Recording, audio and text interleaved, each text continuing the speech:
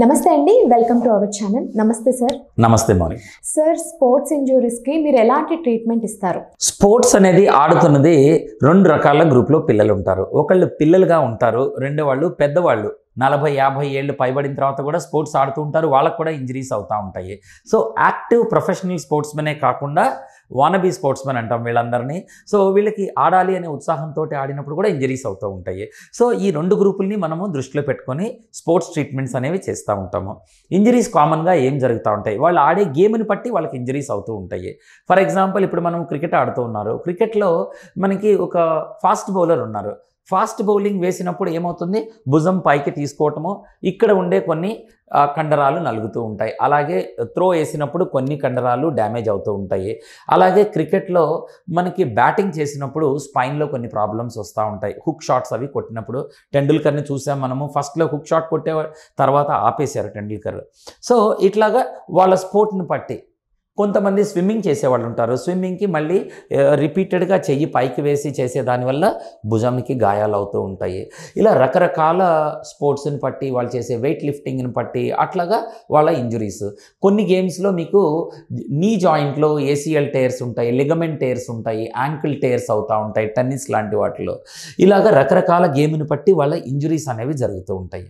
ఈ జరిగినప్పుడు మనం ఫస్ట్ చేయాల్సింది ఏమిటి అని అంటే, వాళ్ళ ప్రాబ్లం ఏంటో తెలుసుకొని చాలా మటుకు వాటికి త్వరగా నయం అయిపోతూ ఉంటాయి.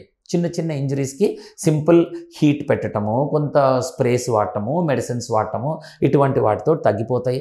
క్విక్గా ఫిజియోథెరపీ తోటి వాళ్ళని రీహాబిలిటేట్ చేసేసుకుంటాము. కొంతమందికి లిగమెంట్ ఇంజురీస్ అవుతాయి. ఆ లిగమెంట్ హీల్ అవ్వకపోతే వాళ్ళు మళ్ళీ గేమ్ని ఆడలేకపోతారు. ఆడకపోవటమే కాదు, వాళ్ళ ప్రొఫెషనల్ లైఫ్ అంతా దేని మీద అయితే వాళ్ళ లైఫ్ని వెచ్చించారో, వాళ్ళ డబ్బుని వెచ్చించారో అది మొత్తం కూడా వృధా అయిపోతుంది. అది జరగనివ్వకుండా చూడాలి అన్నప్పుడు అడ్వాన్స్డ్ థెరపీస్ ఇక్కడ ఉంటాయి మన దగ్గర. ఎలా చేస్తూ ఉంటాము, వీళ్ళకి స్టార్టింగ్ స్టేజ్లో కొంత లేజర్ థెరపీస్ లాంటివి, కొన్ని ఫిజియోథెరపీస్, అడ్వాన్స్ థెరపీస్ ఉంటాయి. అలాగే లిగమెంట్ టేర్స్, మసిల్ టేర్స్ ఇలాంటివి అవి త్వరగా హీల్ అవ్వట్లేదు అన్నప్పుడు వాటికి అల్ట్రాసౌండ్ తోటి, ఎంఆర్ఐ స్కాన్ తోటి ఎక్కడ తెగిందో కనుక్కొని ఆ కట్ అయిన ఇంజురీ అయిన ఆ మసిల్ని దాని దగ్గరికి కొంత ప్లాస్మా థెరపీస్ లాంటివి ఇస్తూ ఉంటాము. ఇంకా పైన కొంతమందికి స్టెమ్ సెల్స్ లాంటివి ఇస్తూ ఉంటాము. ఇటువంటి అన్నీ ఇచ్చినప్పుడు త్వరగా గాయం హీల్ అవ్వటానికి, మొండిగా హీల్ అవ్వకుండా ఉండే వాటిని మనం హీల్ చేయటానికి అవకాశం దొరుకుతూ ఉంటుంది.